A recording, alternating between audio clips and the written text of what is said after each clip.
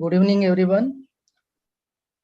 Today, I would like to invite Dr. Somali Saha, event coordinator of this month and vice president of Tripura Forum, to welcome the guest and introduce the master of ceremonies. Please, ma'am. Thank you, Pramod sir. Good evening, everyone. Respected person, chairperson, master of ceremonies of the day, respected founder, director, and general secretary of iSPELL India, respected president, iSPELL India, vice president, IT coordinator, all the AC members, members from different forums, and all the participants joining us through Zoom platform and YouTube live stream. A passionate welcome to you all in the 86th Sunday Sahityik Satsang of iSPELL India.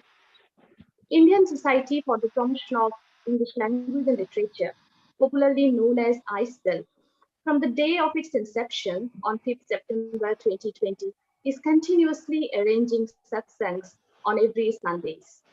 With its motto, facilitate to elevate, the taste and bliss in the field of English language and literature, iSPELL is organizing seminars, conferences, FGPs, and signing up MOOCs with reputed higher education institutions and spreading its branches to several parts of the country.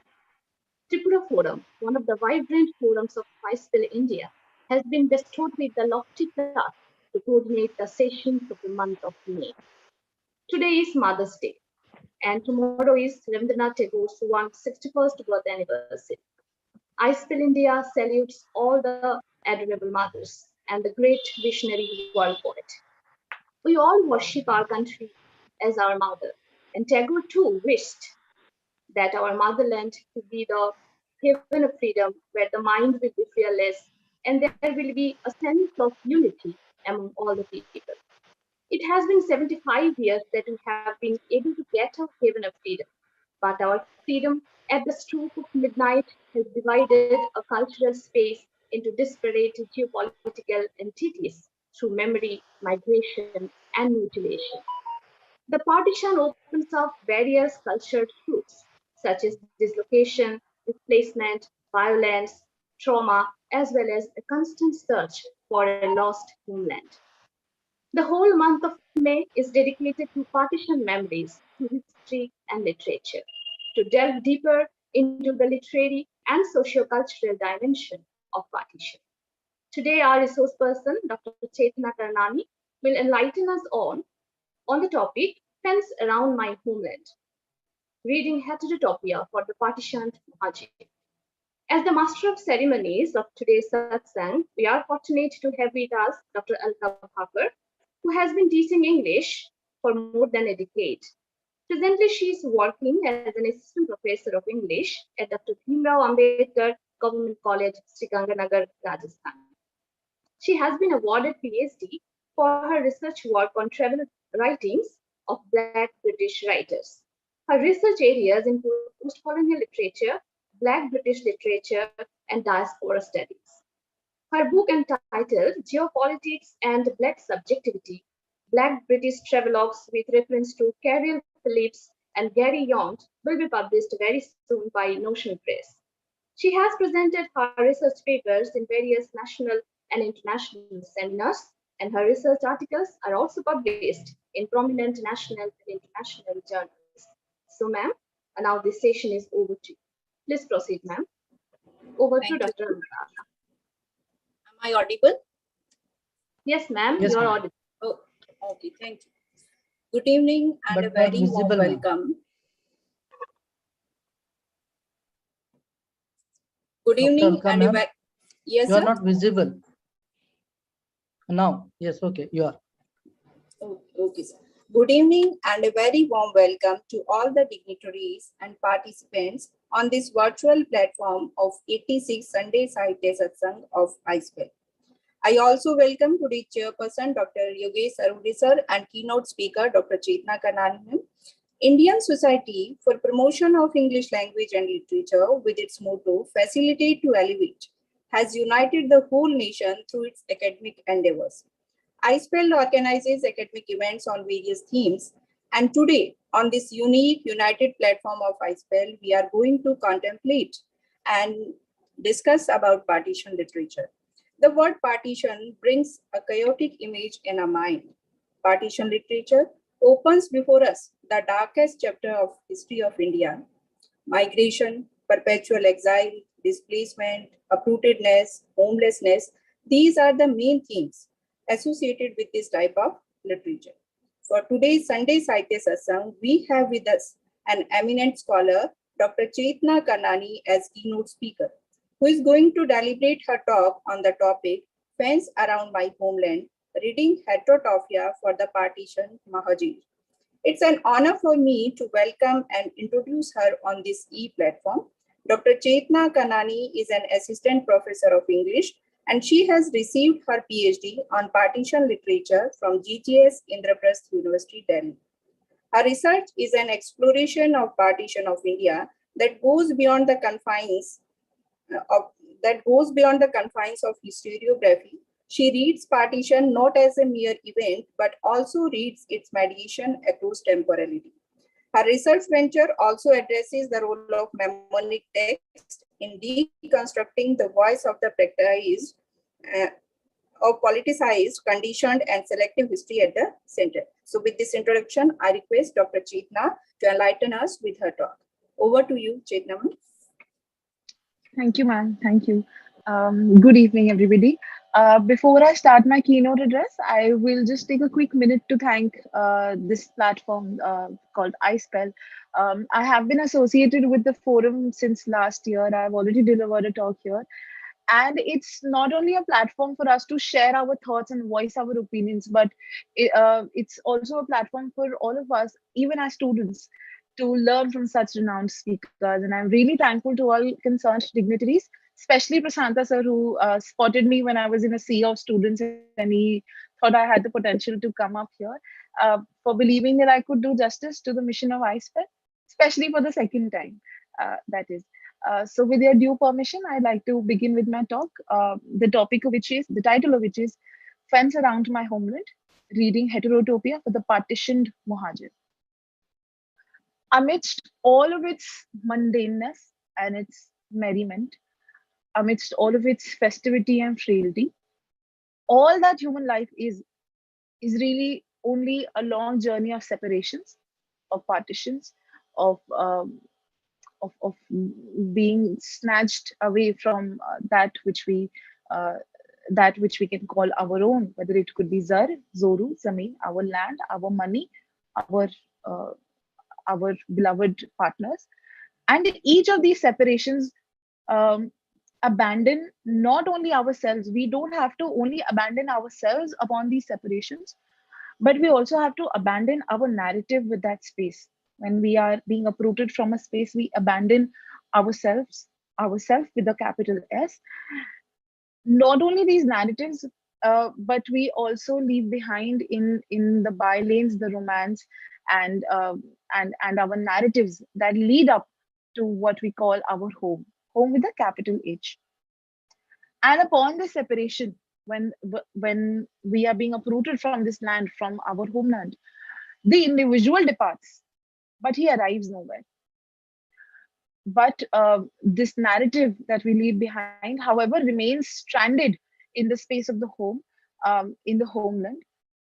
Because when a grief-stricken individual who suddenly becomes a Mohajir or a Sharanarthi in their own land, they absolutely fail to carry in their caravans and fail to pick in their trunks in the last minute the landscape of the home. They they terribly fail to carry their identities with themselves. They cannot carry the identity of being a Lahori as they cross the border and enter Hindustan. This curtails the very identity that their being had derived and drawn from the closely knit cultural praxis of their community, their home, and their homeland. The nuances of which construct the self with a capital S. Also, sorry for 1 second. I would just like to state already that concepts like home, self, other, memory, and trauma, they all start with a capital initial, so that we understand when we're talking about home with a capital H, we understand that this is this is not just my home or your home. This is home in collectivization. So I just wanted to state that here. The nuances of this community, this home or this homeland, the nuances of these concepts, they create or they construct the self. And because of the spatial incongruence, the incongruence arises when we abandon the homeland, when we flee the homeland. So because of the spatial incongruence and bearing to the gap between where we are born and where we will now be buried, the present of this Mohajir becomes nothing but a montage of the past, a mosaic of the past. Because this individual whose home was, uh, gambled by political actors in 1947, this individual has now been paralyzed enough to conjure a continuum of a spatial narrative. They are now rendered unable to complete that narrative that they have now left behind in the bylanes. And this inability to comprehend the present results in an incomplete romance with the home and its world. So once you migrate from Pakistan to India or vice versa, you have to abandon your narrative. You have to shed away the identity that you once carried from the very moment of your birth. And this abandonment or this separation, this partition from our homeland, results in this incomplete romance with the home and its world. Especially for the partitioned migrant whose understanding of nationhood or whose understanding of freedom, of citizenry, of their own belongingness, these concepts for them, these ideas for them are now as fractured as their own being, their own selves. The identity that they derive from the culture and community, this very identity is now conflicted, for they veer from one land to another in pursuit of a space to call home. They travel from one place to another. Now they no more belong to the homeland. They do not belong to Pakistan anymore. But at the same time, they don't belong to the future of Hindustan, to the past of Hindustan. So this creates a splinter in between. This is exactly why I believe it would be okay to say that the refugee departs but never arrives, because they are veering, they are traveling, they're oscillating from one land to another in pursuit of a space to call home. And of course, they terribly fail in that pursuit. So in their attempt of being dislocated and relocated, from being uprooted and being rerouted, the Mohajir transmutes the home of the map, which constitutes both its topography and topology. This Mohajir or this Sharanarthi transmutes the home of the map, the physicality of it, the physical spaces, into the mind as a memory scape, in utter desperation and in order to grapple with the non-linearity of their separation or their trauma. Non-linearity of trauma, because time is of course linear and its reminiscence is not. When we reminisce something, or we think about our childhood or any other memory that we have, it is never linear. We don't start from the day of our birth and so on and so forth. It is never linear. Time is linear, it's reminiscence or memory or nostalgia, they are not linear. So this lecture is but a discourse on the perpetually altering identity of the partition migrant. And it reads the trauma of partition through the memory scape of land, the portrayal of which then turns literature into a landscape of memory. From a memory scape of the land to a landscape of memory. This is a journey that you and I, as distant victims of partition, this is a journey that we take along with the victim, the first-hand victim of partition, the one who migrated, the one whose family was butchered, the one who butchered somebody else's family.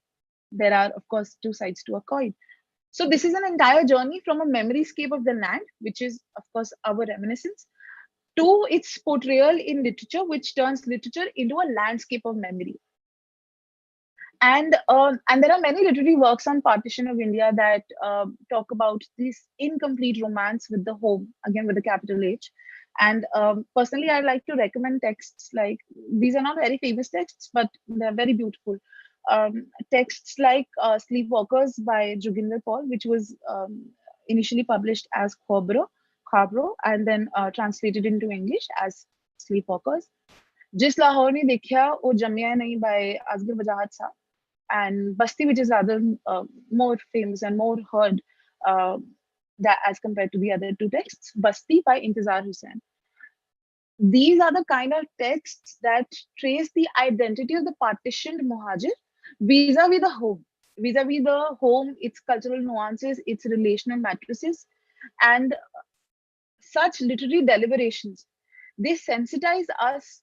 Um, they sensitize us on what it means to be a Mohajir in Pakistan, a Sharanarthi in Hindustan, a Sindhi without Sindh, and a Punjabi in a splintered Punjab. What it means to be a Punjabi in a land where the Punjab is not solely their own. The Punjab, the five rivers have also been splintered into half. Such literary deliberations, such literary works allow us to understand, again, as distant viewers or as distant and reduced victims of partition. They allow us to understand what it means to be a Mohajir, because these are the people, these are the individuals. They now have no cultural fulcrum to hold them or their community together. And that being said, the understanding of home is very essential here, because the home as the enclosed space of communion or a safe space of the private, where our past and our present are interwoven. ताना बाना, जब हमारे past और हमारे present का जब एक ताना बाना बनता है, वो हमारा एक होम का प्रैक्टिस क्रिएट करता है. This entire discomfort, this belongingness of the home with the capital H, we feel the home to be, we take it to be a safe space or a safe haven, simply because our past and our present are very perfectly coexisting there. However disjointed our past may be, however desolate our present may be, but at the same time, since these two are interwoven, the home can be categorized as a heterotopia in approximation. This is a Foucauldian term, if you would like to look it up. So the home becomes an approximation of heterotopia, or if we could call it a world within the world. It is a world that it is a cultural understanding that we create between the four walls of a house. So this home and its memory, they continually shape, impact, and interrupt one's identity. And literally thus written as a reflection on the partition of India, it then attempts to locate this identity that we draw from the moment of our birth, even rather before our birth. We already have an identity before we are born. We have a culture affixed to our being even before we are born. So this is a reflection, on the partition of India, that then attempts to locate this identity of the migrant in the dimension of the homeland. But this homeland is now lost and will never be found. Again, as the individual departs but never arrives, similarly, the homeland is lost but can never be found. So when the memory of an event, however publicly multitudinal, as in the case of partition, or however personal, an event or the tragedy of such an event, when this event attaches itself with geography, with topography, that is, or specifically the topology of the home then ceases to remain a constant space. Then it transcends from its coordinates, then it ceases to remain merely a place in the map. The home is then transmuted, its past, present, and its counterfactual reality, not the future, but its counterfactual reality, that which could have been. Counterfactual reality is the kind of reality that we conjure for ourselves, and we try to find alternates of the reality that has now become. What if partition had not taken place? What if Nehru could have stalled Jinnah for a while? These are counterfactual realities. So when this home is transmuted, its past, its present, and its counterfactual reality. They are all there mobilized in the psyche of the refugee. Mobilized in the psyche means that, now they are, the home is not merely that one kacha makan in Lahore or Karachi or Delhi. This is now memory. This is now a home that has now been transcended into memory. Now this home lives in my mind. It ceases to remain in the space where I had taken birth in. Now it has become a memory. This psyche, this mobilization in the psyche of the refugee, it turns into memory. And it travels wherever the Mohajir goes. So, they say you can take the Lahori out of Lahore, but you cannot take the Lahore out of the Lahori. Because now this Lahori has transmuted this Lahore, this Ambersari has transmuted this Amritsar into their psyche, into their memory. And so now this memory of Lahore or Amritsar or Delhi, the homeland, that is, this memory will travel, this home will travel wherever the Mohajir now goes. And memory, by virtue of its non-linearity and collectivization, I've already stated how memory is non-linear. Memory, because it is non-linear and because it can be collectivized, because it is a collective phenomenon, both memory and trauma are collective phenomenon. Memory breaks through the fence around the homeland, and it enables the Mohajir to construct what Salman Rushdie terms as imaginary homelands. So, an imaginary homeland, I really would suggest the people interested in researching on the partition of India do read imaginary homelands. And then, as the homeland, as we're talking, transcends from mere coordinates on a map, when it transcends from its mere physicality to a memory in the mind, it also becomes a collective. How collective? Somebody who leaves Lahore or migrates, flees Lahore, will be as dejected as somebody who flees Lucknow. The places may be different. Of course, Lahore has its own intricacies. Both cities have very different kind of cultures. They have very different kind of people. Their language is different. Everything bearing to culture, everything bearing to its topology is different, definitely.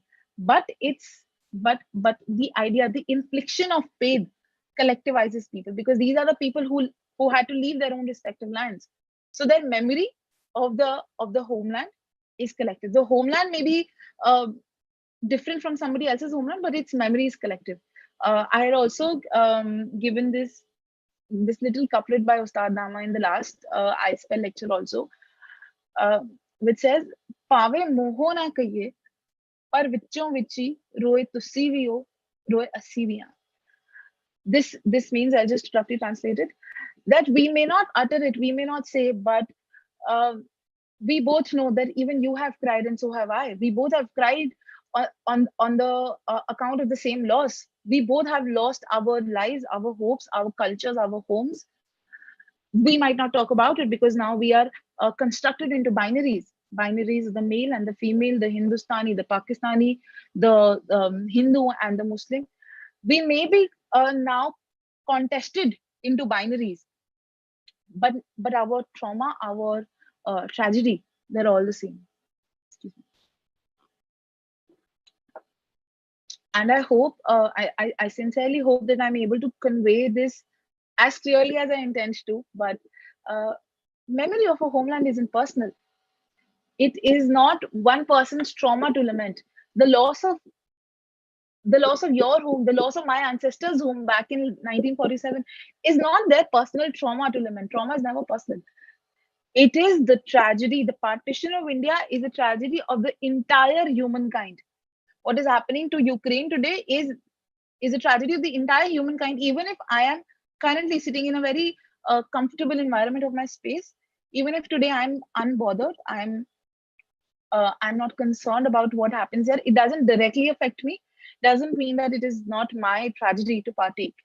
It is definitely a war in which even I am as equal a victim as somebody else. And this is the aesthetic of trauma, that even if I'm spatially and temporally away, decades away from the partition of India, I equally am, and you, me, everybody, we're all victims of partition.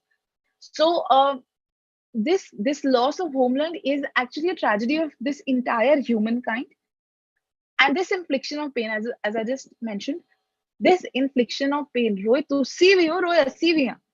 This destabilizes all dichotomies. This destabilizes or breaks all binaries, because memory of the past and the Mohajir's experiential reality. Memory of an innocent and unblemished past with of course its own share of challenges, but memory of an innocent and unblemished past, a cherished childhood, some kind of reminiscence that we very dearly cherish. This memory of innocence and the memory of this infliction of pain, the reality, the experiential reality, जो reality हम experience कर रहे हैं at the moment, they all break all binaries of the self and the other. Of course, self with a capital S and other with a capital O. These memories break all binaries of the self and the other and collectivize you, me, and every victim of partition into a single weave of this spatial narrative that begins at our birth and ends at our burial. So partition as a tragedy, it does not limit itself to the physical brutality that the body of the abducted woman is scarred or the woman is rendered widowed as her husband is slashed by the sword of the other. Who is this other? This other was just a few days ago our brethren. These were the people we would go to fairs with. इनके साथ हम मेले जाते थे, इनके बनाई चूड़ियां हम खरीदते थे. And suddenly now there is this dichotomy that has been created, which is the self and the other, which of course this enmity goes back a long way, the enmity between the self and the other.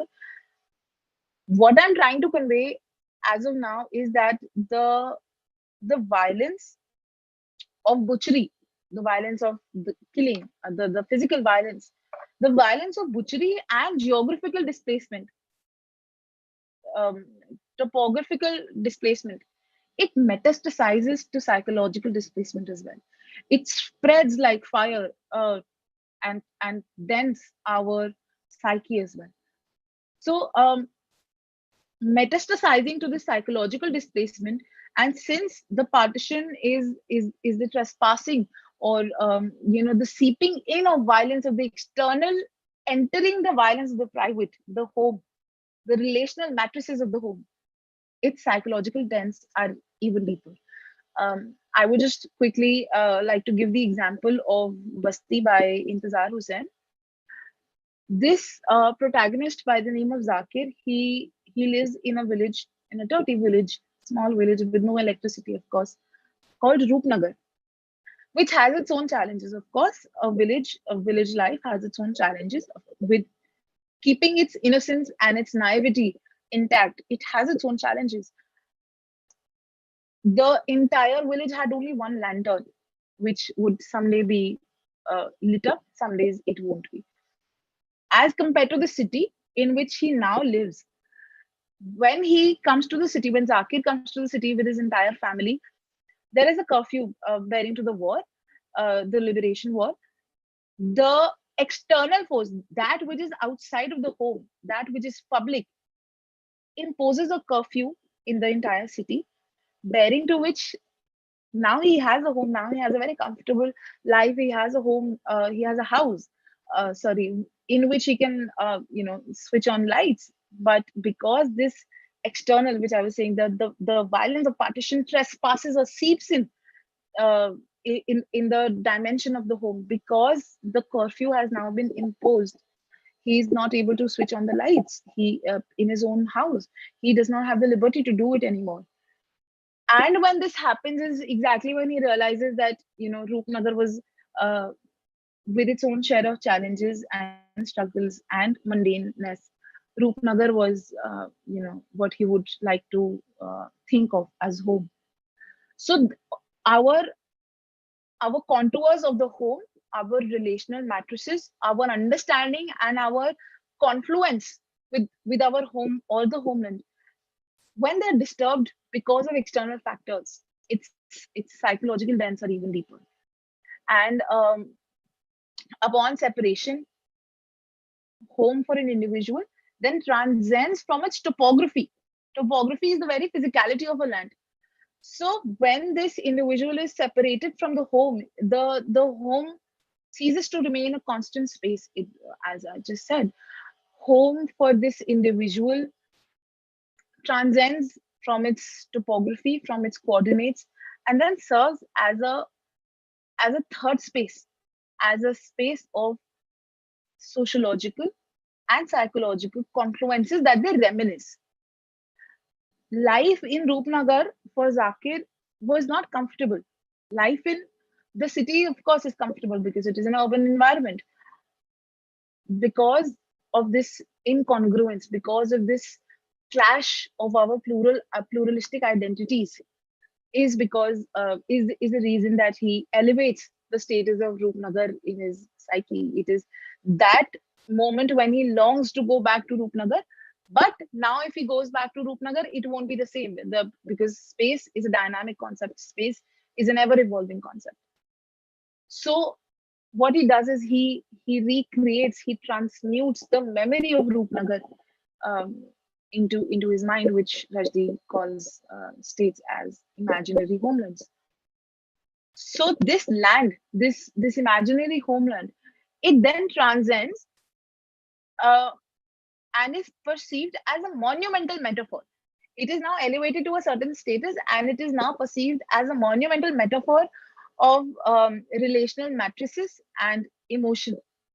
That is why, just a detour example, when we reminisce our Nani's house, बहुत मन करता है, बच्चे होते हैं तो हमारा मन करता है नानी के घर जाना. Why?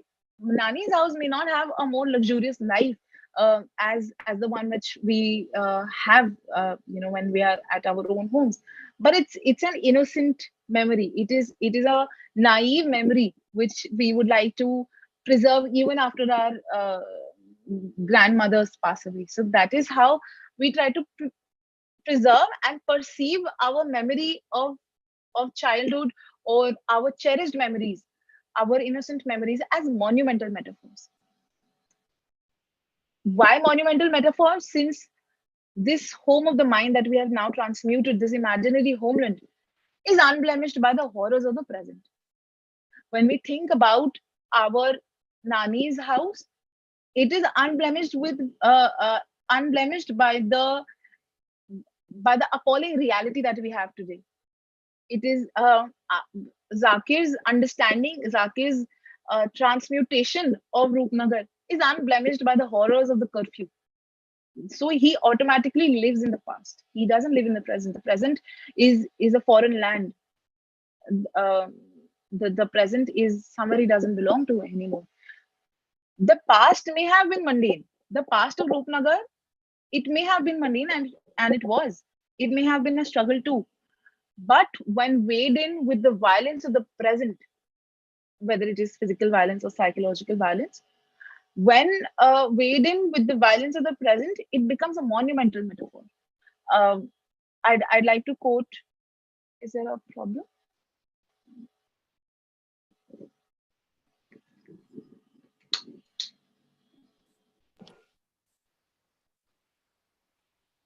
I'm so sorry. I think the light went out. Is it okay if I power cut talk is like there. this? Yes. But my AC switched on. I don't know how this is happening. Never mind. Is it okay if I talk this way only? Yes, It's ma'am. okay. Okay. Sorry for the trouble. Yeah. I would really like to quote a couplet by Irfan Siddiqui here that says, दो जगह रहते हैं हम, एक तो ये शहर मलाल, एक वो शहर जो ख्वाबों में बसाया हुआ. दो जगह रहते हैं हम, एक तो ये शहर मलाल, एक वो शहर जो ख्वाबों में बसाया हुआ है. This शहर मलाल, the present, the city of the present in which I live, is full of sorrow and remorse. It is full of desolation. And then there is the city, the home that I live in, the home that lives in me, in my dreams. And the pull between the शहर मलाल and the ख्वाबों का शहर, the pull between the past and the present, when when both these temporal curvatures, they pull us in opposite directions, is when we crevice the gap for insanity to enter. There are innumerous texts on partition that talk about um, madness, upon migration, and beautiful texts. I will talk about them in a while. So this pull between the Sheher Malal and the Khwabon ka Sheher, this pull creates a gap for madness to enter. And the incongruence, the inability for the individual's pluralistic identities to reach a point of convergence, to this inability to reach a point of convergence, of course, tinters our psyche, and this is how the trauma partition only ends with the end of our lives. So this incongruence between the innocent past and the horrific present, the incongruence that transpires as the land uh, which was earlier before our migration, a carrier of impressions, because it is through our land, our culture, that we create impressions, we create impact, interrupt our own identities. It was first a carrier of our impressions, and upon separation from that land, it has now become, our imagination, हमारे ख्वाबों का शहर, एक वो शहर जो ख्वाबों में बसाया हुआ है, तसव्वुर का शहर. So this incongruence that transpires as the land changes with time, um, but the individual chooses to remain in the past. The individual chooses to remain in the past with its own mundaneness. Again, the very sentence with which I had begun, the difference between mundaneness and merriment, the difference between festivity and frailty. We would always choose to remain in the past, in its mundaneness, or in its frailty. Uh, this is, what constitutes to a greater tragedy for an entire civilization, where a nation, even today, 7 decades hence, it still stands splintered. So, that being said, I wanted to convey this, that space has its own temporality. Space has its own understanding, its own weave of temporality, thus constantly shifting its terrain across cultural change and adaptation. Um, because of the pluralistic identities I just talked about, the migrant then tries and terribly fails to reconstruct the Ganga Jamni Tehzeeb in the land of a conflicted Chenab. To recreate the Ganga Jamni Tehzeeb that, of course, the Nawabs of Lucknow, carry as legacy, very proudly carry as their legacy. When the migrant tries to reconstruct this Ganga Jamni Tehzeeb in a land of a conflicted Chenab, which is Pakistan, they terribly fail. What are these? Ganga, Jamna, Chenab, they're all rivers. But their cultural praxis is so different. Their cultural belongingness gives shapes very differently our identities, that upon trying to reconstruct it, the individual terribly fails. The Mohajir terribly fails. And when they fail to do so, when they fail to reconstruct this tehzeeb, what remains of the refugee is only and only reminiscence, living in the past. What remains with them is an imaginary homeland, and as a result, the exiled life ahead, the life after fleeing. These are not the people who left their lands. These are the people who fled their lands. These are fugitives. So this exiled life ahead is spent not on the land that they receive in exchange of the land that they left behind. They don't live in a mansion that they receive from the government in exchange for the mansion that they leave behind in Pakistan. That is not where they live. That is not the present in which they live. They live but in the psyche that refuses to open doors to reality. Mapping their memory. They try to map their own memory. Then they try to dig graves of their ancestors in their own minds. I would like to give the context of Diwane Maulvi from Sleepwalkers by Joginder Paul. This man, termed as Diwane Maulvi, he turns insane, and that is how he's termed as Diwane Maulvi. This man not only refutes the reality of Pakistan, the creation of Pakistan, but at the same time, he also inverts it. He inverts it in the manner that he sleepwalks. Sleepwalkers is the title of the novella. And he refuses to believe, and nobody, not even his wife, nobody tries to bring him back to reality or bring him back to the present of Karachi, which does not have Lucknow anymore. These are the people who try to reconstruct Lucknow in Karachi, to the extent that Diwane Maulvi now believes that the graves of his ancestors, which he has now left in reality as his experiential reality, he has now left in Lucknow, but he still believes that the graves of his ancestors are just um, in the next, across the street. They are in the next alley. He believes that he can, and he very staunchly believes in the idea that partition has not happened. The very chunk of partition, the very chunk of the violence of partition and the migration is completely omitted from the discourse of the novella, where he actually believes that he can find Malihabadi mangoes in Karachi. So, drawing from the understanding of Diwane Maulvi in Sleepwalkers, space as a sociological construct derives as much from its past as it does from the present. A space as a sociological construct is a confluence of its past and its present, however splintered they may be. So the inability then to claim or live in the spaces present, in the present of the space, results in in a state of homelessness, or what we call homesickness. And this inability to claim in the spaces present uh, creates an illusion of the imaginary home, because if my ancestors migrated from Pakistan to India, from what was then undivided India, if they traveled from Sindh to Delhi, they have they can lay claims on the past of Sindh, but not its present or its future. At the same time, similarly, they can lay claims on the future of Delhi, but not on its past. And this is the splinter that creates our pluralistic identities, and that is why it is very safe to believe that we're all victims of partition. So this state of homelessness or homesickness, of being away from the home, this is how one um, ruptures or distorts the reality to create an illusion of the imaginary home.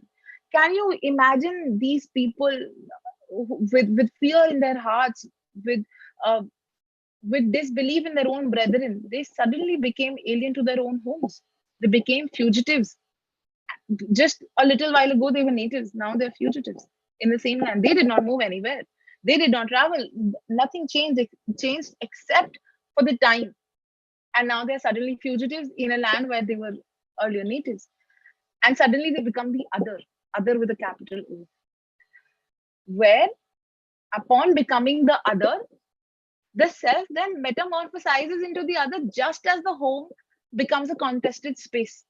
The home becomes contested because now something that was mine is, I am not its, I don't belong to it anymore. The home that once belonged to me now refuses to inhabit me. This belief is what constitutes the trauma of the entire South Asian subcontinent. This is where identities get fractured in the conflict between the land and the religion. What is partition? It is but a very fanatic war of religion. This is the conflict that arose between the land and the religion. So this pluralistic self then tries to reconstruct the home as a topological negotiation. Topological negotiation, because now we are only transmuting its uh, we are only transmuting the lived space, not the physical space. The physicality is now left behind. The narrative is now left behind. So the pluralistic self then tries to reconstruct the home as a topological negotiation that also creates the desire to write the empire back. That is why there are, and we are in a test against time. There are innumerable people who have left their lands, and even 7 decades hence, nobody has heard their voice. So when you start talking to them, and when you probe into their trauma, they automatically start discussing um, information about their past, about their trauma, about their migration, that nobody even paid much attention to, because they are in a desire to write the empire back. For example, Diwane Maulvi, he is not shown as traumatized by the partition and its violence. He altogether refutes the reality, and he denies it pertaining to his madness. Thus the name Diwane. This man, the protagonist, not only does he always make a journey, and I quote, from Lucknow to Lucknow, because now he has reconstituted his own Lucknow. These migrants have reconstituted Lucknow in Karachi. So his journey is always from Lucknow to Lucknow. Not only does he always make this journey, uh, you know, uh, but he also loses his sanity in doing so.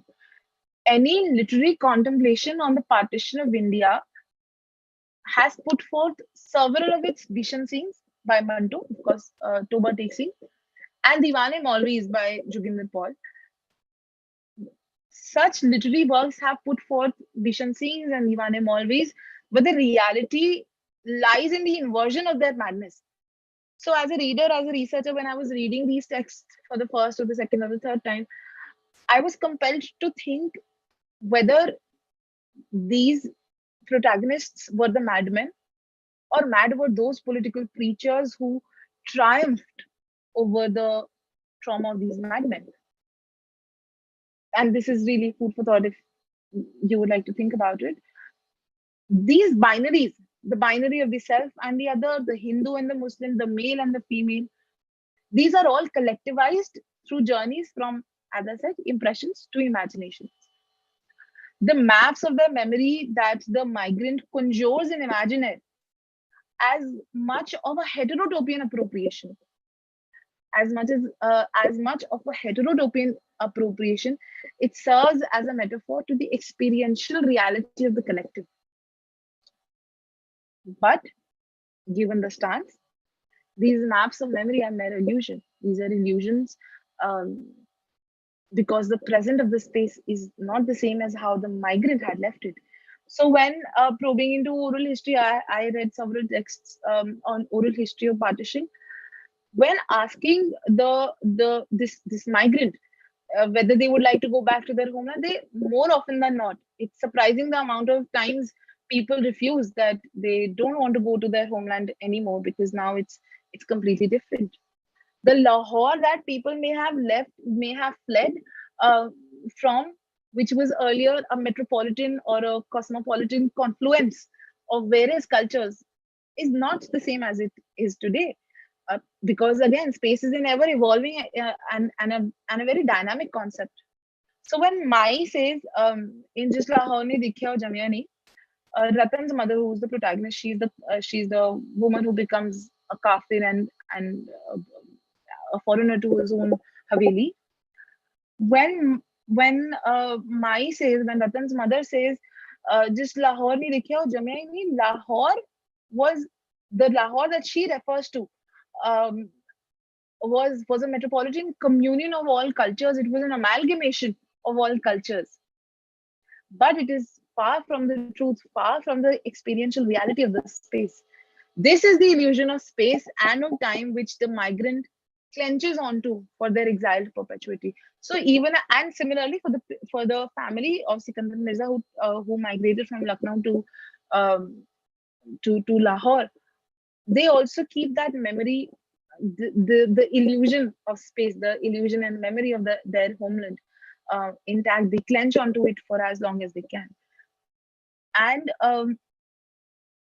the agony of nationhood, the agony of nationhood for the individual arises with any disruption in the time-space curvature. This illusion is ours only till there is another disruption in the time-space curvature. Not only this agony of nationhood arises not only when this individual is spatially away from the home, but also when they're in the same space of the home, but its temporality evolves. Case in point, natives like Ratan's mother in Jisla Honi Dekya, and also the Sindhi cook from Sleepwalkers. These are the characters who turn refugees in their own homelands because now they have become the religious other. These are the people who constructed and nurtured the homeland only to learn in 1947 that they really had absolutely no rights, even on its burial grounds. Burial binds people to a land, and this is the reason why Ratan's mother or the Sindhi cook or the lawyer in Sleepwalkers, these are the characters who were natives but were treated as kafirs, as so they had to flee the land. But burial, uh, would bind them to their own homeland. So with literary ventures like Sleepwalkers or Just Lahore, and as most of us know, Toba Tek Singh, the misery of placelessness, the misery of not knowing where you belong, this misery opens a third space, the in-betweenness, where the Mohajir seeks recluse to attempt and of course continually fail to comprehend how their life and their land were, gambled in this political fanaticism, and they were suddenly rendered homeless. This parallel existence of their present and the past, this existence suspends their cognition and thus burdens their existence. Burdening, burdening their existence would mean that bearing to the difference between their pluralistic identities, the identities of being a Lahori in Hindustan, the one the individual is born with and the other that is imposed upon his exile, they perpetually struggle to coexist in the given space of the new nation, which now they're forced to call home. But since because of the transmutation, because of this illusion of our space, the home travels, but its memory remains constant. Its memory remains like very intact.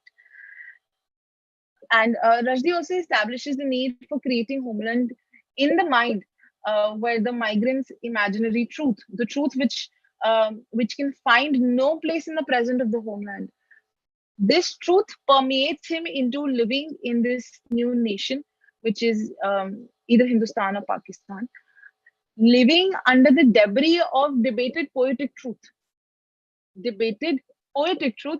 and defeated citizenry. These are the people who have absolutely um, no idea what's the poetic truth of the nation is, or what citizenry means. The agony of nationhood that I just talked about. So the body and the psyche of the individual, they live not in the present, but remain in the past, in the memory of social harmony and solidarity, of innocence, of merriment. So the migrant, a victim of his own religion, lives in the past in a home, otherwise irreclaimably lost in time, because it is an illusion.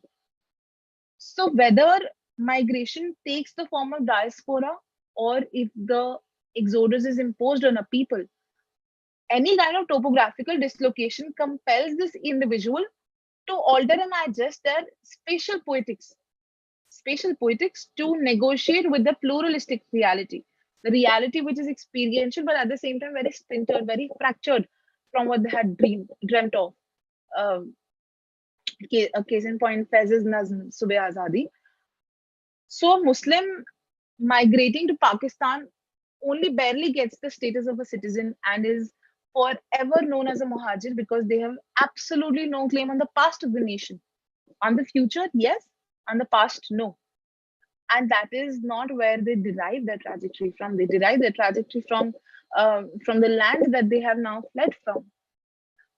Even though they give up, they entirely give up the romance with the land in exchange for their loyalty towards their religion, they still will always be called a Mohajir. They are barely given the status of a citizen. And yet they remain foreign to the idea of an integrated nationhood. And this goes vice versa. A Muslim migrating to Pakistan or a Hindu migrating back to Hindustan. So literary works that sketch such a placelessness, such an in-betweenness, while monumentalizing the memories of a place, literature becomes a place of memory itself. While talking of memories of a place, literature becomes a place of of memory itself, and in dire need of preserving the memory of the land, in need of becoming a memoryscape of the land. Literature also becomes a landscape of memory. Literature then mediates trauma, um, to provide a comprehensive frame to various such narratives, the voice of which are silenced, but they are written in the language of loss, the topology of trauma that it is. So memory necessitates the refugee's present, where it then becomes essential to recreate the harmony of the home, recreate the innocence of the home, as the individual looks in the face of suffering, looks in the face of the present, looks in the face of the experiential reality, to derive a meaning out of a fractured and layered identity, a pluralistic identity, which of course we can call persistence and perseverance. One's identity is actually a composite weave of psychological and sociological threads that create the cultural fabric of the land. So the home as a buried possession, because now it is not mine to call anymore. So the home as a buried possession, um, it defies its coordinates and the individual's heterotopic existence. It involves a rewriting of their location, their dislocation, and their relocation. And at the same time, this partition from our culture, from our identities, from ourselves, gives shape to the abstract form of imagination and goes beyond one's empirical understanding of exile and of refuge. Further, this gap, their gap between the space of the imaginary homeland and the present then increases as the cartography of the physical space changes when the Mohajir fails to arrive at any point of convergence. This gap increases when my memory of my homeland continually moves further away from its reality. It is not what it used to be. So that is why the migrant also refuses to go and visit their homeland. And moving to a nation that preconditions hostility and hatred towards their own homeland that now belongs to the other. This preconditioning results in a cultural failure where the migrant is also compelled to appropriate their loyalties towards the new nation, whether or not the nation accepts them as their own. So the Urdu of Nawabs and its Nafasat now suddenly become the language of the enemy. And the 5 rivers of Punjab that are slit now absolutely refuse to honor man. Because rendered without a space, this distorted Mohajir now inhabits their own psyche in the form of nostalgia. Um, Memory is a map that leads to the lanes of the lost lover. Memory is a map where the Lucknow, the Mohajirs reconstitute upon reaching Karachi in Joginder Paul's Sleepwalkers, casts a shadow on the reality of the city's presence. So when somebody would pay a visit to Karachi, um, they would not find Karachi there, they would find Lucknow. So a metaphysical reconciliation with the home, a reconciliation or an innocent return to the past in imaginary, in tasavvur. This reconciliation defies the narration of the nation, which is a linear discourse prohibiting any amalgamation between the two binaries. Before I speak further, I just want to know how much time do I have? I don't know exactly. You can take 10 or 15 minutes more. Okay, great, ma'am. Great. This reconciliation can defy the narration of the nation, because this narrative of the nation, the migrant has absolutely no contribution to make in its past. So our heterotopic existence, our existence in the in-betweenness, in the in-betweenness of the Sheher Malal and the Khwabon ka Sheher, our existence serves as a safe space where very securely rests our frailty, our vulnerability, and our possession. The illusion, my transmutation, my homeland in the mind may be an illusion, but it is my possession. It is what I possess. This is the only home I have. They approximate um, our heterotopic existence. It approximates mirror illusions of utopia, which is a perfect world, which is unblemished with the horrors of our present, approximating mirror illusions of utopia to provide a safe space for the kin to coexist, for the family, for the community, for the culture to coexist, wrecked by the unprecedented tragedy of partition, rendering its members in a state of placelessness, absolutely rendering them in a state of placelessness, being homeless in a home and not being able to call it a home, not understanding how the people with which they would trade maybe a few months ago, they were now dependent on their own charity, on alms from those own people. So this is also a huge dent on the ego, on the dignity of the partitioned migrant, because now they are rendered in a state of placelessness, and now they are dependent on people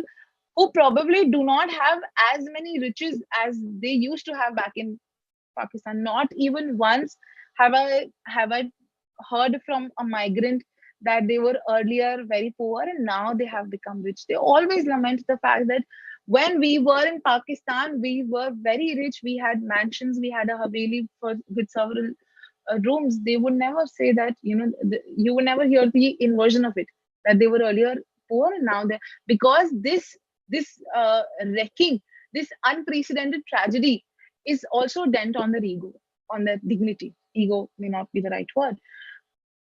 So this individual who is now defeated by their own circumstances, this individual falls in their split of their experiential reality.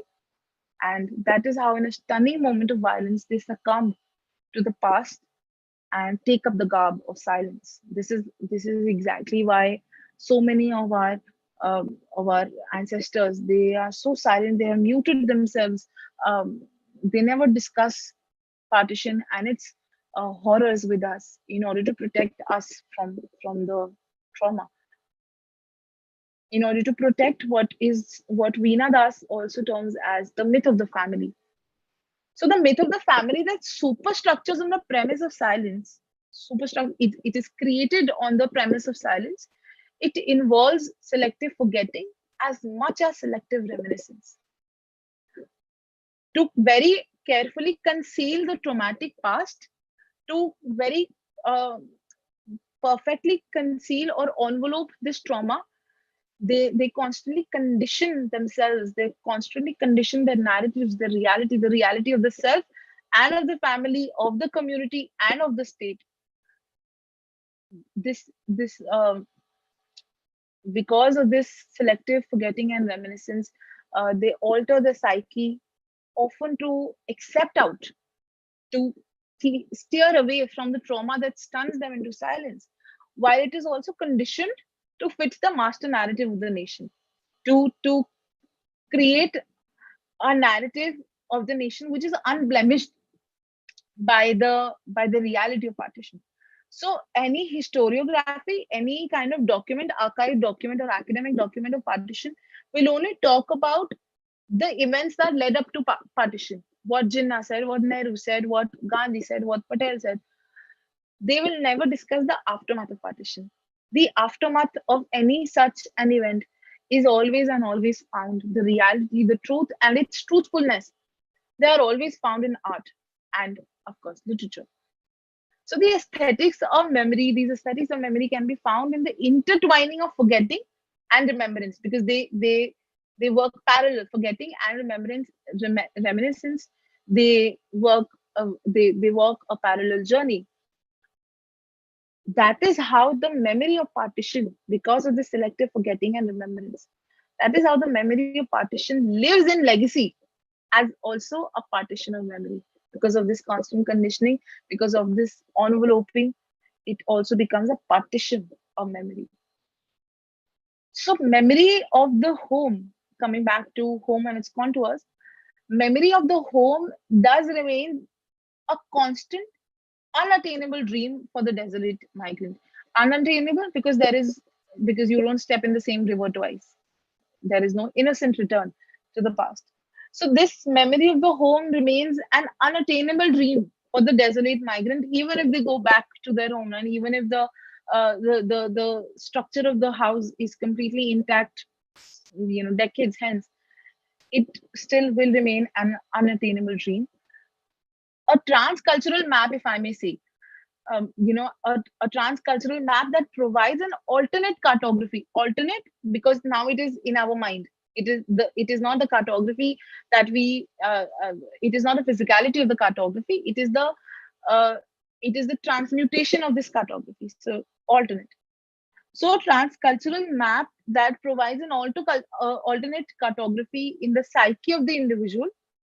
It then allows the Mohajir to locate the self in the dimension of the memory, locating ourselves in the dimension of the memory by opening up a third space. Third space is a Foucauldian concept. Opening up a third space for the self to walk by the lanes of the otherwise forbidden streets of the town. Breaking this fence around my homeland. This is only, I will only be able to break the fence around my homeland if I walk in the transcultural map, if I walk through the alternate cartography, where I can speak the Urdu language with its nafasat, and that is how memory and its free play with space as an imagined construct, not as a physical construct, as an imagined construct, serves as an act of rejection, of resistance to the reality and trauma of partition that enables these migrants to re-envision spaces. The very fact that Diwane Maulvi refuses to accept Karachi as his home is a resistance in itself. It is a revolution in itself. The Kranti hai. So the incomplete romance with the homeland is now re-narrativized in one's realm of fluidity. Fluidity because it is non-linear. My memory is non-linear. It is a realm of fluidity, which then subverts the interpolated reality and dislocation of the migrant. Um, while this ruptures the unity of time and space across the curvature, across the spatio-temporal axis, it reconfigures the narration of the nation in post-colonial South Asian subcontinent that derives its identity through only and only through displacement and dislocation. It is only upon reading partition literature that one understands the topology of trauma. The topology of trauma through the home as a dialogic space at various junctures of displacement. The space of the home opens a dialogic third space with the dislocated, which is the native, and the relocated, and it opens the possibility of a space for dialogue with and amongst the elements of the disjointed nations, of Hindustan and Pakistan. So such texts like Jis Lahore Ne Dekhya or Sleepwalkers, they narrate through the characters a space. They talk about a space through these characters that even that doesn't even belong to them anymore. Lucknow doesn't belong to Diwane Maulvi, and neither does Lahore to Ratan's mother, but it is through their very characters that we as distant victims, as distant observers of partition or its violence, try to sketch these cities.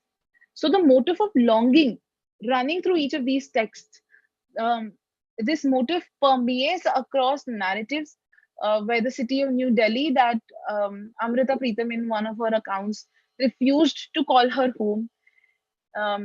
This permeation happens in the same way that Diwane Maulvi refuses the existence of Karachi in his Lucknow, culminating in the empty matchboxes that Maulvi matchbox in Basti carries as testimony of his partitioned being. Because again, barrier binds people to a land. These are the people who are who would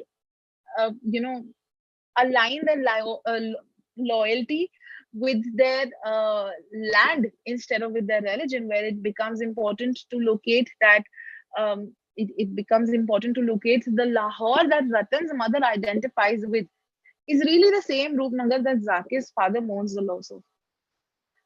This infliction of pain, this pain of this trauma or separation from the homeland breaks binaries where Delhi and Lahore and Karachi and Lucknow are all really abstract extensions of the same concept and memory of home.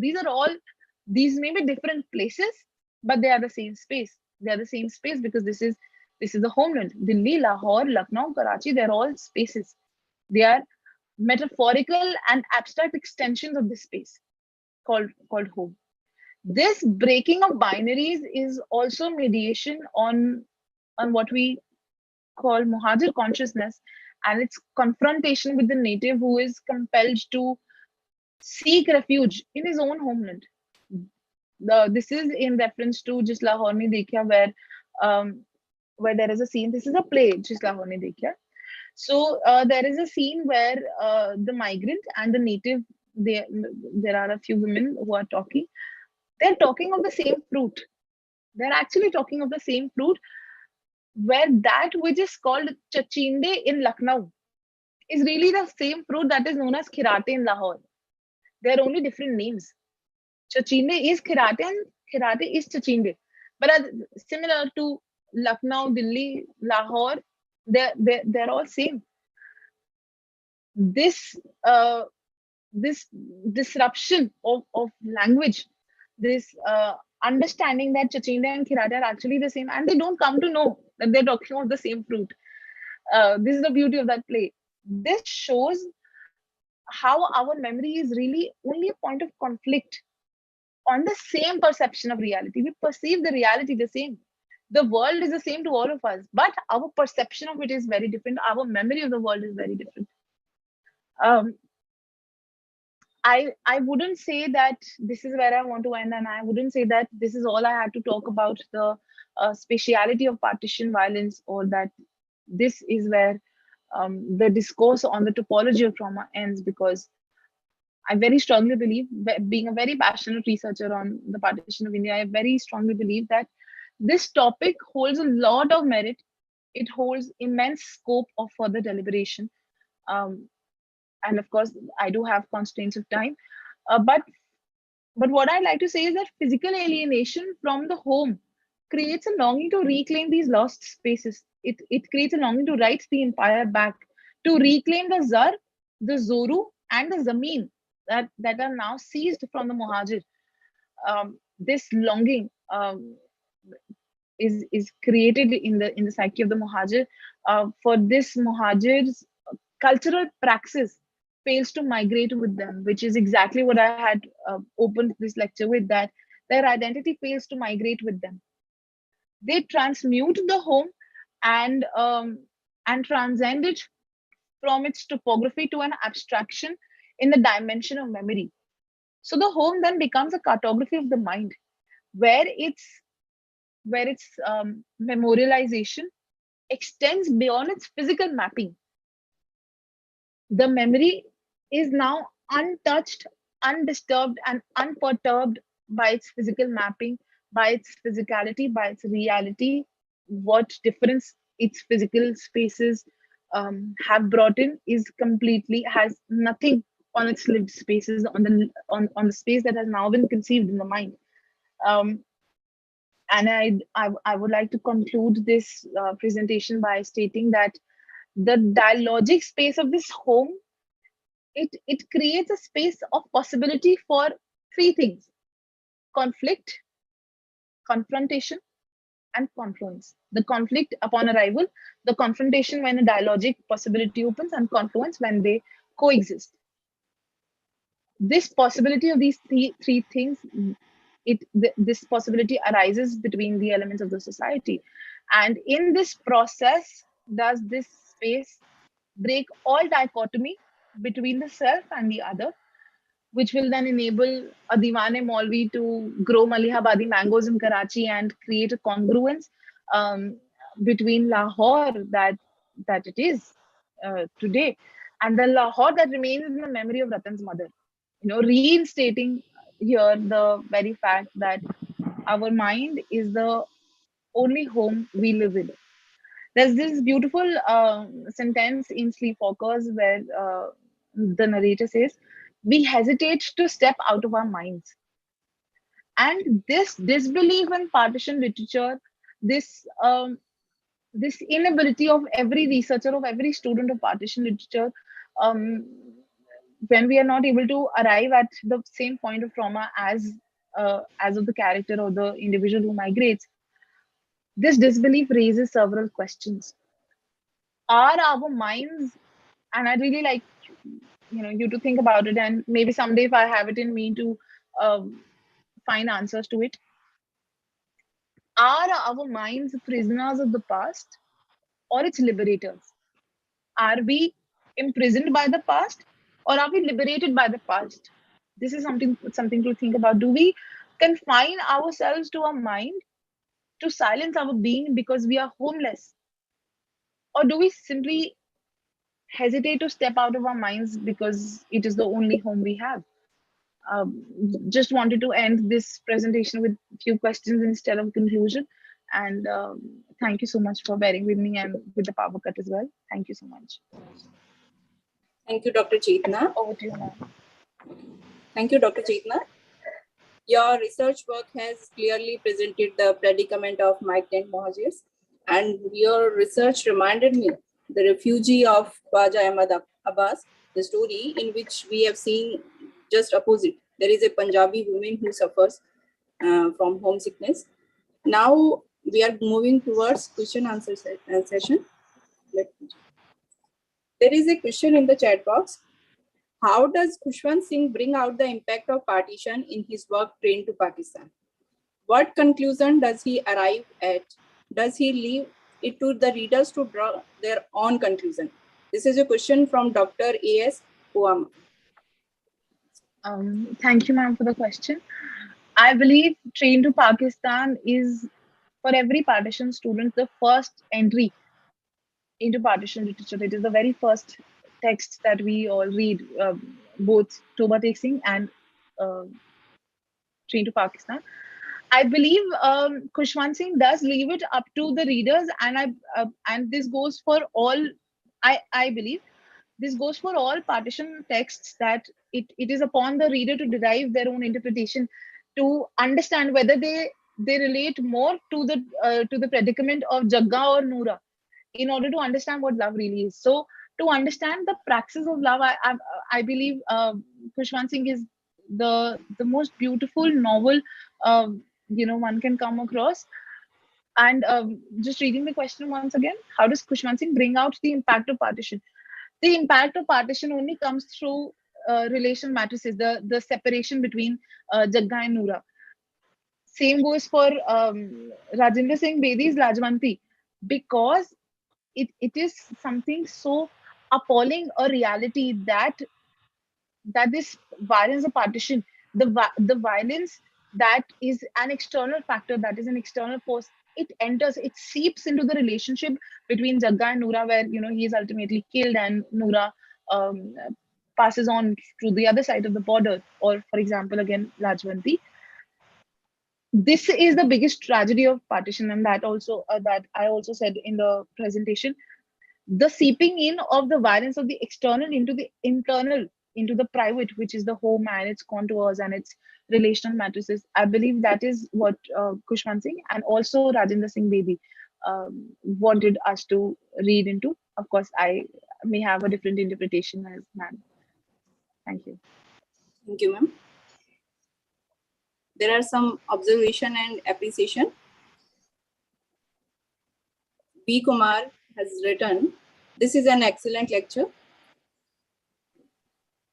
Arun Mukherjee has written, a very, very engrossing and enlightening discussion indeed, adding further dimension to the topic that at best articulates the trauma and tragedy of being weaned from some sustaining roots. KS has written, the lecture has facilitated us to understand the trauma of partition and the long gap between Sahari Mala and Sahari Khwab. Imprisonment to liberation is the predicament of the sufferers of partition. And Dr. Indrani has written, excellent deliberation, ma'am. Thank you to all of you for bearing with me. Is there any question from the part of participants they can ask?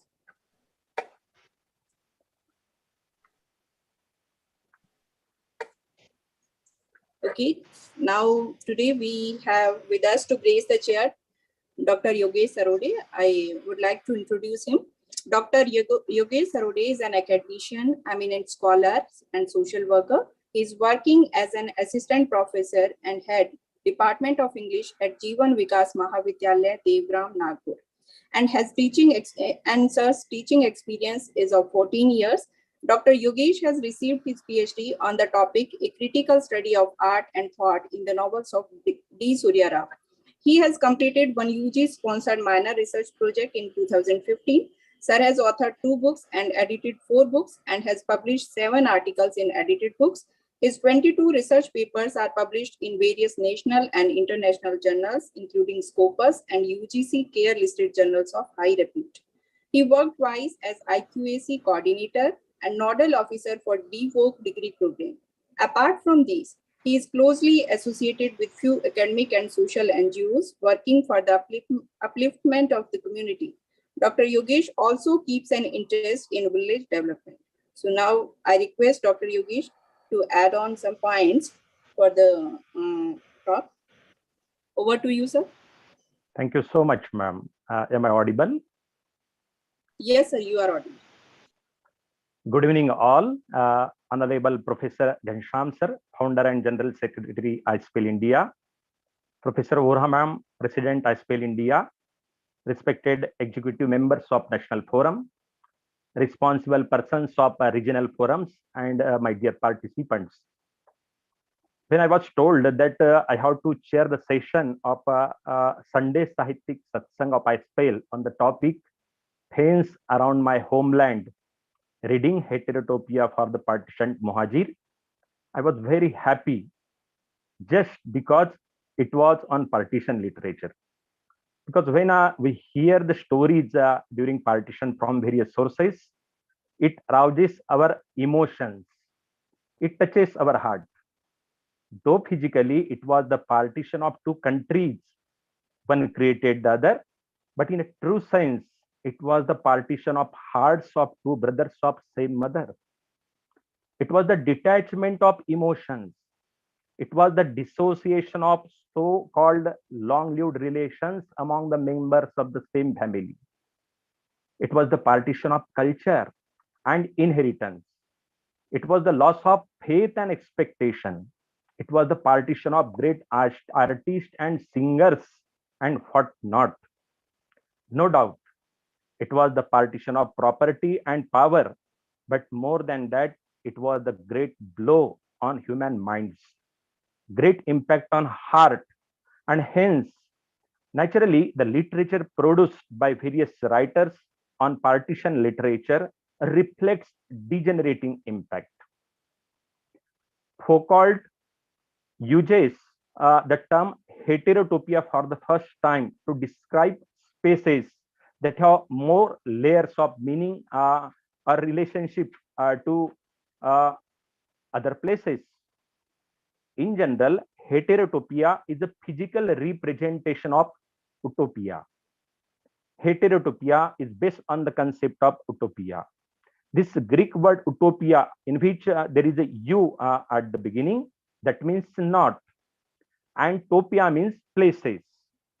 So utopia means a place that is not, or that place does not exist actually. Heterotopia means a place that is different. So it's a 20th century concept because it best describes 20th century life and beyond.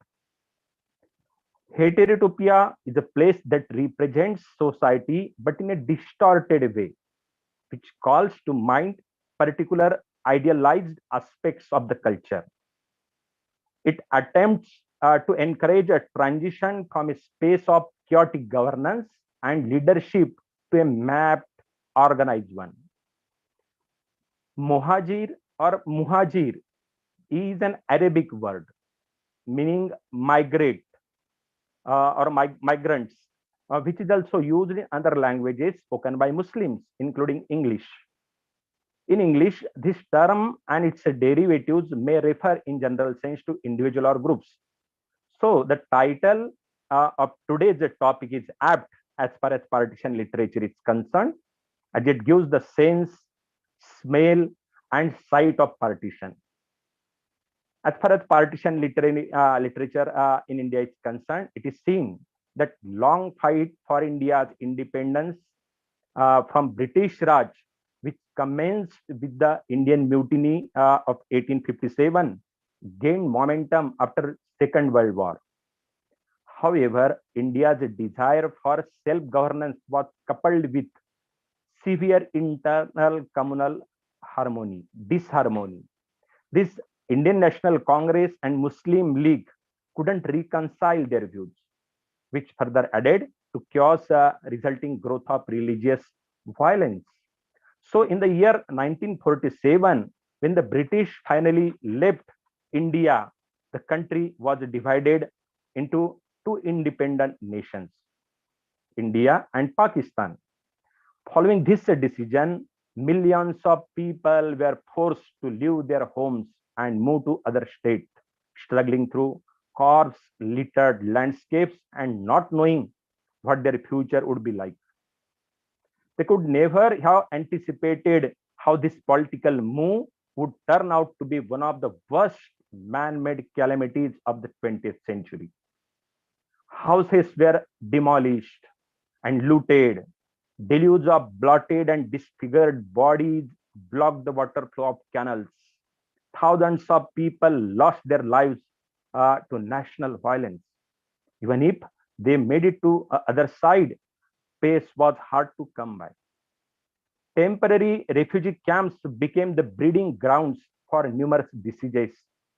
The bloodshed that followed in the aftermath of partition permanently spoiled the history of India. Partition is commonly understood as the division of a state into two more entities, where at least one successor state assumes continuity with the pre-divided whole. Partition left pockets of disputed territory, such as Kashmir, a Muslim majority region whose Hindu ruler opted to join Indian rather than Pakistan. The two states have clashed repeatedly over Kashmir, which remains one of the world's most heavily militarized region. Partition triggered riots, mass casualties, and colossal wave of migration. Millions of people moved to what they hoped would be safer to territory, with Muslims leading to Pakistan and Hindus and Sikhs in the direction of India. Ever-rising religious hostilities between Hindus and Muslims, provincial elections of 1937, compromise attempts failed, violence broke out in August 1947. Mountbatten decides on partition, and hence partition literature humanizes the anguish of the one who got removed from their places of worship, who boarded trains hoping to reach home only to lose their lives to mass hysteria, and those who had to turn against their beloved neighbors to survive. The literary portrayal of the partition of India brings into limelight the plurality of human experiences. People who had never left their respective parishes were suddenly forced to pick one nation or another and migrate to lands unknown, leaving behind their kith and kin everything they hold dear. Partition literature is a well-rounded representation of the bloody legacy of religious extremism. It also showcases how we, as an ordinary humans, are capable of acts of extraordinary violence. Almost all the literary works about partition have this common characteristics, and almost all authors who wrote about partition depict the hooliganism, treachery, barbarism, rape, murder, abduction, and thirst of blood among people for each other either in their writings. Partition literature is therefore a nuisance depiction of the tragedy of partition, a period in India's history that is very hard to make sense of.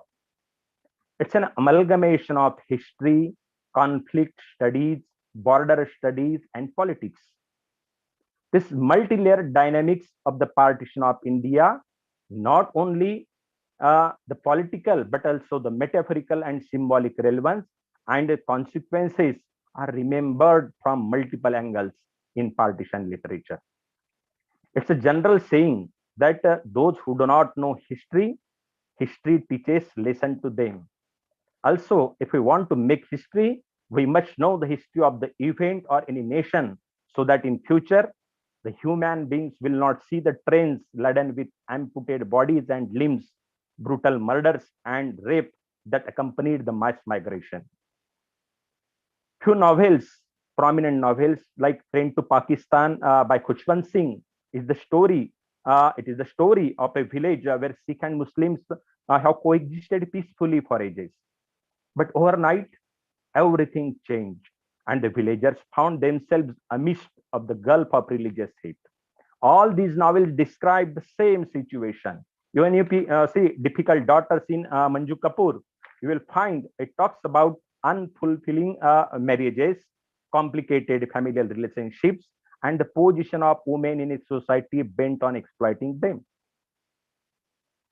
Ice Candy Man by Bapsi Sindhwa puts forward the complicated and shiftical political effects of the partition of India.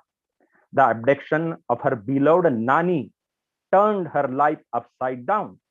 This is the novel, which is an exceptional exploration of sexuality, love, class hierarchy, and women's role in the gender scheme of things. Even if you see the novel The Night Dairy by Veera Hirachandani, we find it focuses on a half Muslim and half Hindu young girl who doesn't know which part of divided India she belongs to. What happens if we remove religion from the equation? Why is religion given so much importance if it is the if it is the source of all destruction? So all these literary works during partition literature gives us the same picture.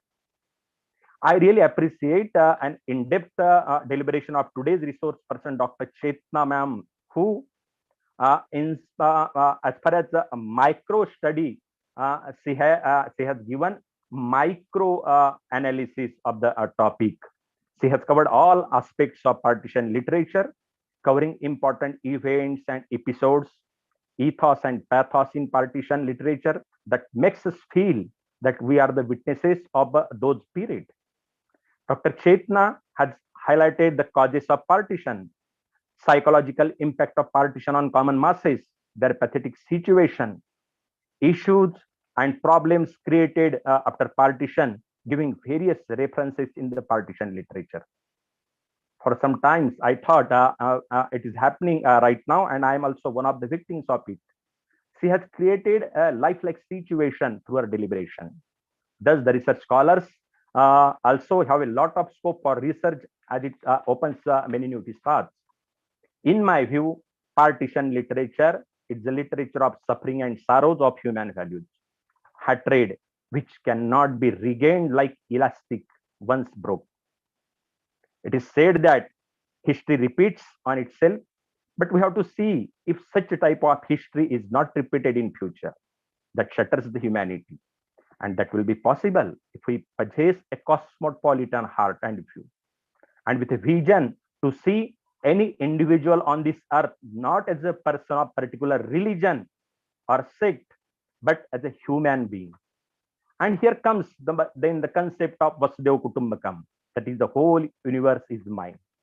Here finds the need of teachings of great saints like Rashtra Sant Tukadoji Maharaj, who puts a man in the center in place of God and think about universal brotherhood, saying, सबके लिए खुला है मंदिर यह हमारा, आओ कोई भी धर्मी, आओ कोई भी पंथी.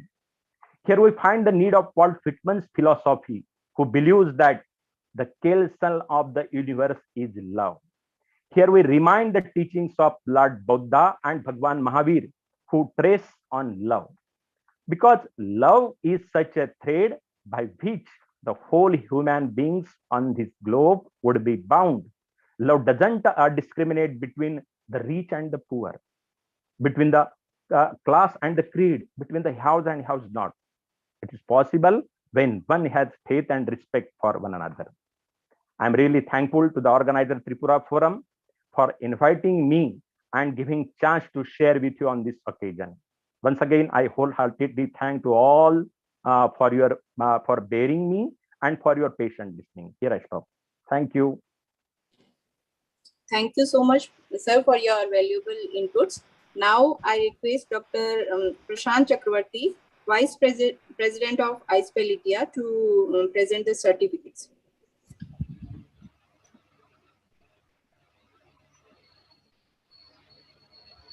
Sir, you are not Thank audible. you all. Dr. Prasanta, Yeah. sir. Now you are. Yeah, audible. Now audible. Yes. Thank you, everybody here. And I'm really grateful that Dr. Chetna lived up to my expectation. She was really a very good speaker. In the previous occasion also, I told her to speak on feminism. She spoke very well. And this time also, really, she did a very good job for us. So I'm really thankful to Dr. Chetna. And for the chairmanship of Dr. Jogesh, he also done a very good job by summing up the whole lecture in a very well mannered way. And for Olka, she's also very efficiently managed the whole program. So I request Dr. Chetna to receive the certificate for of iSPELL India and acknowledge it. Thank you, madam.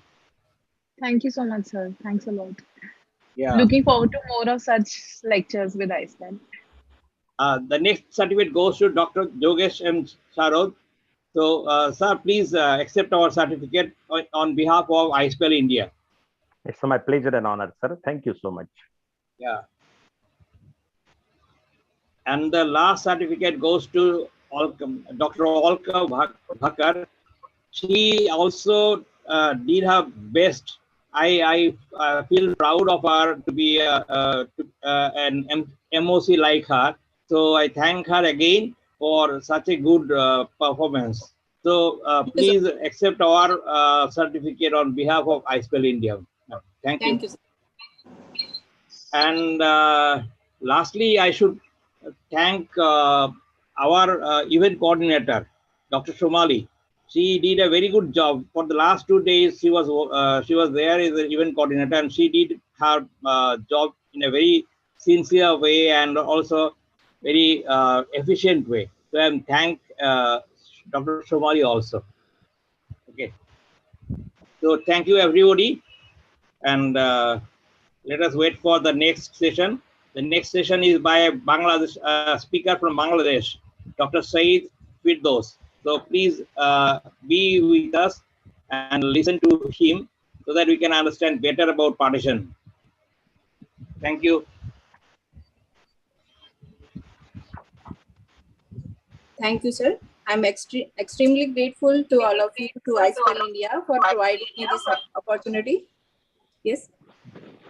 Now I request our event coordinator, Dr. Somali Saha, to propose formal vote of thanks for the event. Over to you, Somali ma'am. Yes, thank you so much, Dr. Alka ma'am. First of all, I want to congratulate Dr. Chetna Karnani for such a wonderful deliberation, for your interpretation of space, memories, reminiscences of the Partitioned Mohajir in such an excellent manner. You have shown us how literature becomes a memory itself in meditating about memories of a place. It was just a bliss to hear you, ma'am. And thank you so much for such an enlightening talk. We hope to see you in the future sessions too, madam. Thank you so much. I would like to extend my gratitude to Dr. Yogesh Sarodes sir for your wonderful observation. Your concluding remarks on partition and its memories were really a treat to us. Thank you, sir, for your thoughtful observation. A special thanks goes to Dr. Prashanta Chakraborty sir, for taking so much efforts in designing the events of the whole month of May on partition literature. And he is doing these themes on behalf of Tripura Forum. And thank you, sir, for also honoring the participants with the certificate of appreciation.